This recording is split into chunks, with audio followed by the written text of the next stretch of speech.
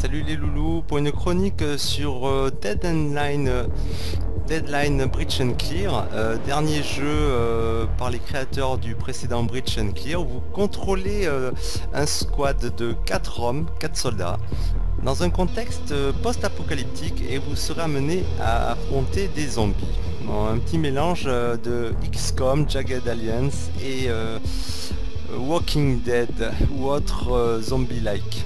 Voilà, bon, il y a une campagne qui va s'effectuer sur plusieurs missions, où vous serez amené à jouer sur des maps différentes, rencontrer des PNJ, etc., etc., avec des objectifs secondaires. Je vais vous montrer un petit peu le mode défi, qui est un mode solo, pour vous montrer un petit peu les mécaniques de jeu. Je le rappelle, un jeu qui peut s'effectuer au... comment dire... pas vraiment un tour par tour, mais vous contrôlez individuellement vos soldats d'une manière très précise, puisque ce jeu a l'avantage de se jouer effectivement en temps réel, comme on le voit.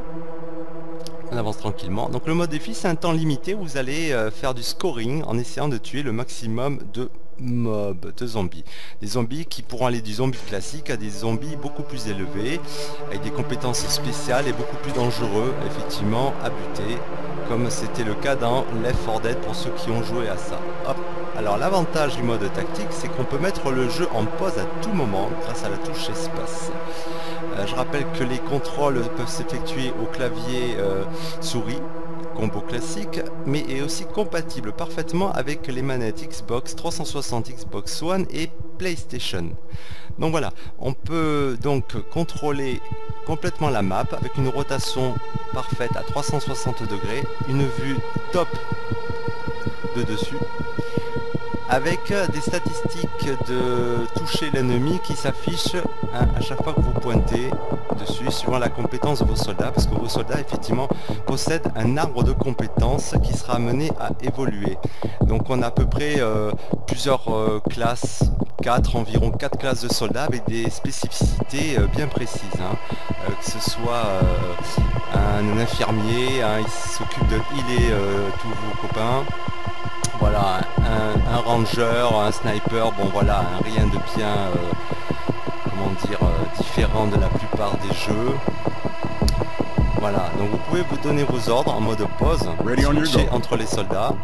Alors il existe effectivement, donc dans la vue tactique, comme ça figé, la possibilité, voilà, un clic droit, de sélectionner un menu beaucoup plus complexe et suivant la spécificité de vos soldats, de donner des ordres pour des actions quand même bien spécifiques à chacun. Voilà, vous voyez, je peux balancer un leurre. Voilà, bon, je vous le montre ici. Il peut pas, il y a des espèces de containers qui me font chier.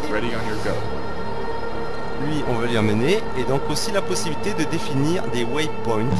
Voilà, pour déplacer vos soldats d'une manière très précise. Donc je remets le jeu en action et je peux l'arrêter à tout moment en lâchant la touche espace. La vue, je peux revenir en vue 3D isométrique et abandonner la vue de dessus. Donc, vous voyez, on peut parfaitement contrôler son escouade de 4 soldats et observer le résultat.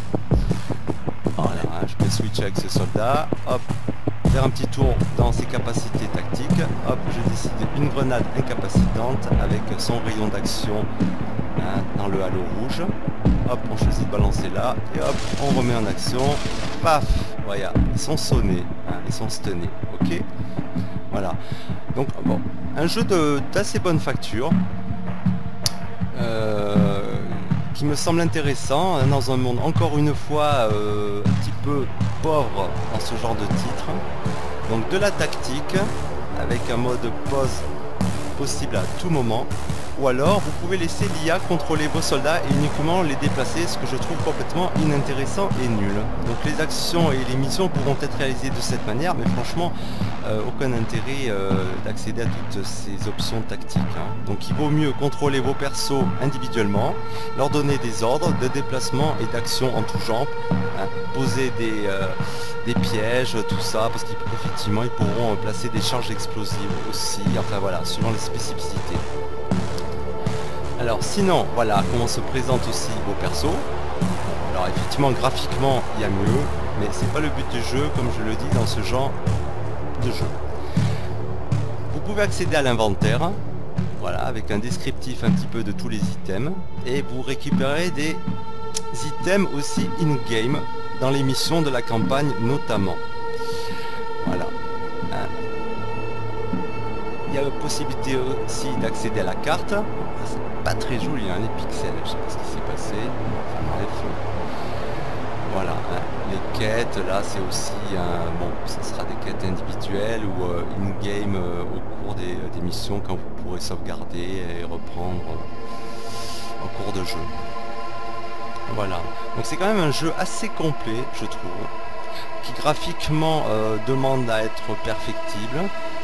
J'ai trouvé quelques bugs de collision, et notamment aussi dans les animations de déplacement. Bon, sinon rien de bien méchant et d'extraordinaire qui vous empêche éventuellement de jouer, de profiter de ce titre, que je trouve vraiment très très correct et sympathique pour les amateurs de tactique et stratégie. Voilà les loulous, bon, sur ce, je vous souhaite une bonne journée et de ne pas vous faire chier. Ciao ciao, à une prochaine.